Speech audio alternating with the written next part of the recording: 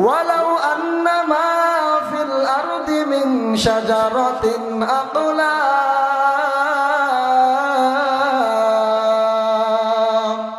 আল্লাহ পাক রব্বুল আলামিন বলে, বান্দা এই দুনিয়ার জমিনে যত গাছপালা আছে সমস্ত গাছপালা একসাথে একত্রিত করে যদি ওই গাছ দ্বারা যদি কলম বানানো হয়, ওয়াল বাহরু ইয়ামুদ্দুহু মিন বাদিহি সাবআতু আবহুরিন, 7 সমুদ্রের পানি একত্রিত করে যদি ওই পানি দ্বারা যদি কলমের কালি বানানো হয়, ওই কলম দ্বারা যদি আমি মাওলার নিয়ামত লিখতে শুরু করা হয়, আল্লাহ পাক রব্বুল আলামিন বলে, মা নাফিদাত কালিমাতুল্লাহ।